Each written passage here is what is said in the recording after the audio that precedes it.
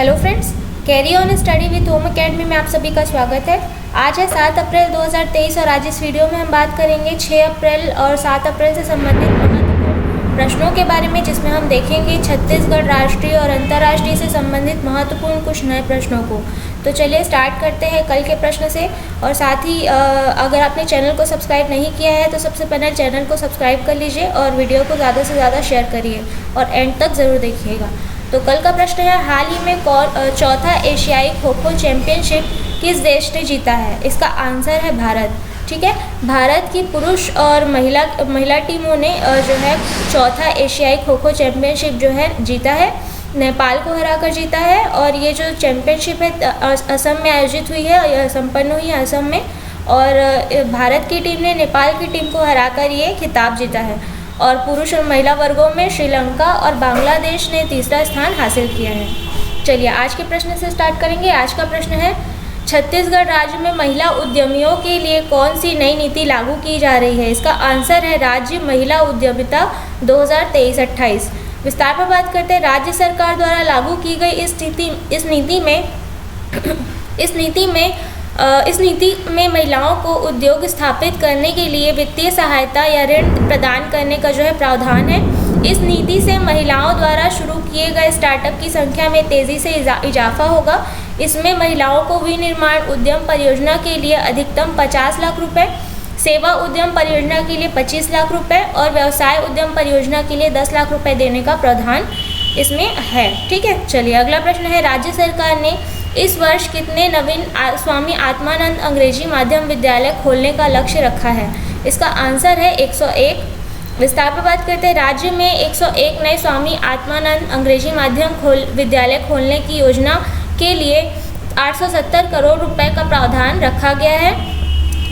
किया गया है। वर्तमान में प्रदेश में 247 अंग्रेजी माध्यम और 32 हिंदी माध्यम आत्मानंद विद्यालय में 2,38,961 छात्र छात्राएँ अध्ययनरत हैं, अध्ययन कर रहे हैं इतने विद्यालयों में। ठीक है, 2,38,961 स्टूडेंट्स हैं। पब्लिक स्कूलों की भांति शासकीय स्कूलों के विद्यार्थियों को उत्कृष्ट शिक्षा प्रदान करने के उद्देश्य से यह योजना प्रारंभ की गई है। चलिए अगला प्रश्न है, किस राज्य में एक्सोटिक मागुर व बिग हेड मछलियों के मत्स्य बीज उत्पादन पर प्रतिबंध लगाया गया है? इसका आंसर है छत्तीसगढ़। छत्तीसगढ़ के जो राज्य हैं, छत्तीसगढ़ शासन मछली पालन विभाग द्वारा एक्सोटिक मागुर या फिर इसे जो क्लेरियस गैरीपिनस भी कहा जाता है और बिग हेड, इसे हाइपोप्थेल मिक्थिस जो है नोबिलिस इस मछली को कहा जाता है, साइंटिफिक नाम है इन मछलियों का। तो इन मछलियों के उत्पादन, संवर्धन और पालन को प्रतिषिद्ध घोषित किया गया है और प्रतिबंध का उल्लंघन किए जाने की स्थिति में छत्तीसगढ़ मत्स्य क्षेत्र संशोधन अधिनियम 2015 के तहत 1 वर्ष का कारावास और 10,000 रुपये जुर्माना जो है दंडित राशि जो है निर्धारित की गई है। ये दंड का प्रावधान है इस नियम का उल्लंघन करने पर। चलिए अगला प्रश्न देखते हैं, राज्य के कांकेर जिले में किस वैरायटी के गुलाब की हाईटेक खेती की जा रही है? इसका आंसर है डच वैरायटी। विस्तार पर बात करते हैं। राज्य के कांकेर जिले के किसान नीदरलैंड के डच वैरायटी के गुलाब की खेती कर रहे हैं। कांकेर जिले के ग्राम चौगेल के गिरजा निषाद ने अपने खेत में बनाए गए पॉली हाउस में यह गुलाब की खेती की है।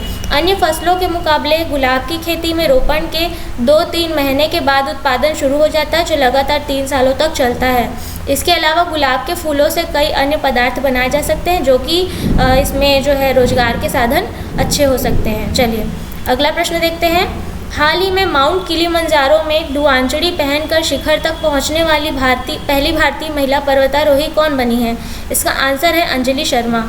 विस्तार पर बात करते हैं। अंजलि शर्मा ने गड्डी ड्रेस या फिर जिसे लोहांचड़ी भी कहते हैं, इसे पहनकर माउंट किलिमंजारो के पर्वत शिखर पर सफलतापूर्वक पहुंचकर देश का गौरव बढ़ाया है। वह पर्वत शिखरों पर गड्डी संस्कृति को प्रोत्साहित करने का लक्ष्य रखती हैं और अंजलि ने 15 साल की उम्र से कई शिखरों पर चढ़ाई की है।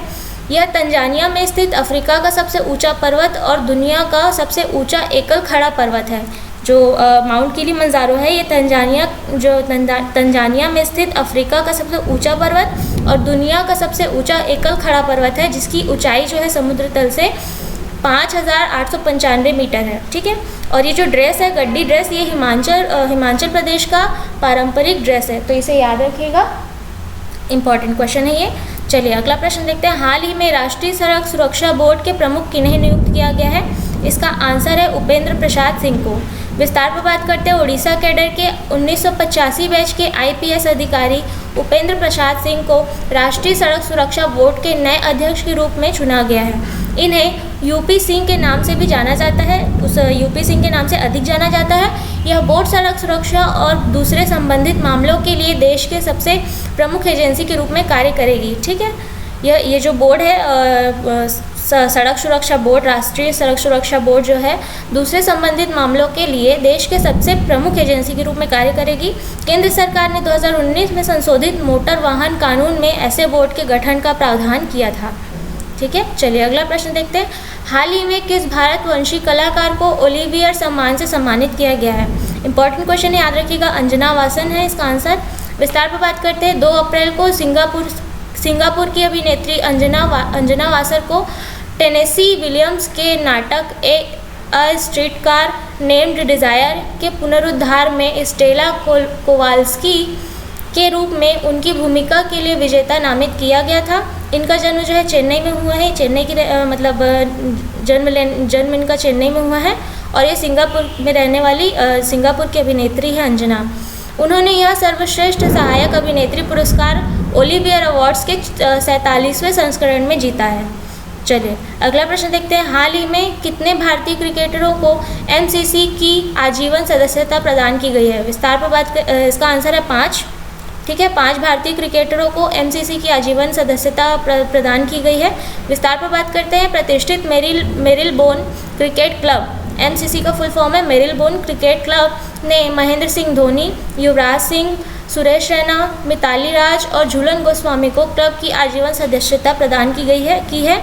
ये 5 भारतीय क्रिकेटर्स हैं जिन्हें ये सदस्यता प्रदान की गई है। मिताली ने 211 पारी में 7,805 रन बनाए हैं, जबकि झूलन ने कुल 355 विकेट लिए हैं। ठीक है, यह 8 टेस्ट खेलने वाले देशों के 19 नए मानद सदस्यों की सूची है जिसे एमसीसी ने जारी की है। ठीक है, चलिए अगला प्रश्न देखते हैं। हाल ही में आईपीएल के इतिहास में सबसे उम्रदराज कप्तान कौन बने हैं? तो आपको पता होगा महेंद्र सिंह धोनी है। विस्तार पर बात करते हैं। सीएसके के कप्तान एमएस धोनी आईपीएल के इतिहास में सबसे उम्रदराज कप्तान बन गए हैं। जीटी के खिलाफ आईपीएल 2023 के उद्घाटन मैच में सीएसके की कप्तानी करते हुए धोनी की उम्र जो है 41 साल 267 दिन रही है। इससे पहले यह रिकॉर्ड दिवंगत क्रिकेटर शेन वॉर्न के नाम था, जिन्होंने 41 साल 249 दिन की उम्र में आखिरी बार कप्तानी की थी।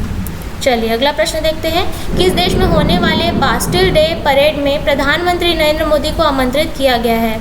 इसका आंसर है फ्रांस में। विस्तार पर बात करते हैं इसके। फ्रांसीसी राष्ट्रपति इमानुएल मैक्रोन ने 14 जुलाई को होने वाली बास्टिल डे परेड में भारतीय प्रधानमंत्री नरेंद्र मोदी को आमंत्रित किया है। यह फ्रांसीसी सैन्य परेड है जो 1880 से पेरिस में प्रत्येक वर्ष 14 जुलाई को आयोजित की जाती है। इसकी शुरुआत 1789 में हुई थी। यह दुनिया के सबसे पुराने नियमित सैन्य परेडों में से एक है।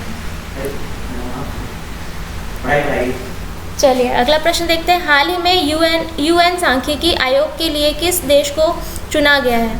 इसका आंसर है भारत। विस्तार पर बात करते हैं। भारत फिर से संयुक्त राष्ट्र सांख्यिकी आयोग के लिए चुना गया है। भारत ने 53 में से 46 वोट हासिल कर इसमें सदस्यता बनाई है। ठीक है, भारत ने 53 में से 46 वोट हासिल किए हैं और इसमें सदस्यता बनाई है, तथा इसका कार्यकाल जो है 4 वर्ष तक रहेगा भारत का कार्यकाल। इसकी शुरुआत अगले वर्ष के 1 जनवरी से होगी। यह अंतर्राष्ट्रीय गतिविधियों के लिए निर्णय लेने वाला सर्वोच्च निकाय है, जिसकी स्थापना 1947 में हुई थी। चलिए अगला प्रश्न देखते हैं। हाल ही में पूरे विश्व में विश्व स्वास्थ्य दिवस कब मनाया गया है? इसका आंसर है 7 अप्रैल को। विस्तार पर बात करते हैं। हर साल 7 अप्रैल को विश्व स्वास्थ्य संगठन यानी WHO वर्ल्ड हेल्थ ऑर्गेनाइजेशन के द्वारा जो है इस दिवस को मनाया जाता है, जिसका इस वर्ष जो है 75वां क्रम है। लोगों को बीमारियों से सुरक्षित रखना व स्वास्थ्य के प्रति जागरूकता फैलाने के उद्देश्य से WHO की स्थापना 7 अप्रैल 1948 को की गई थी। इससे पहली बार इस दिवस को जो है पहली बार 1950 में मनाया गया था। ठीक है, 7 अप्रैल 1950 में मनाया गया था। इस वर्ष की थीम जो है इसकी हेल्थ फॉर ऑल रखी गई है। चलिए अगला प्रश्न है, हाल ही में किस देश के लोग हिकिकोमोरी समस्या से प्रभावित हो रहे हैं? तो इसका आंसर है जापान। ये एक बीमारी है, जापान में ये एक नई बीमारी फैल रही है। एक सर्वे में पाया गया है कि इससे जो है हिकिकोमोरी से लगभग 15 लाख मेहनतकश लोग प्रभावित हो रहे हैं।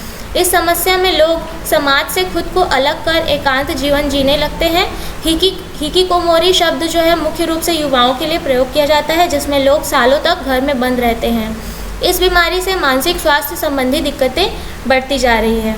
ठीक है, चलिए अगला प्रश्न देखते हैं, why can't elephant be red नामक पुस्तक किसके द्वारा लिखी गई है? तो इसका आंसर आपको कमेंट बॉक्स में देना है। और साथ ही मैं बताना चाहूँगी कि हमारे एकेडमी में PSC pre, Vyapam, ADO, hostel warden जैसी क्लासेस स्टार्ट की जा रही हैं, ऑनलाइन और ऑफलाइन। अगर आपको अधिक जानकारी लेनी हो तो आप दिए गए नंबर पर कांटेक्ट कर सकते हैं या विजिट कर सकते हैं अमर कॉम्प्लेक्स, गांधी चौक, जूना बिलासपुर, छत्तीसगढ़। तो आज के वीडियो में इतना ही। कल मिलते हैं अगले वीडियो के साथ। धन्यवाद।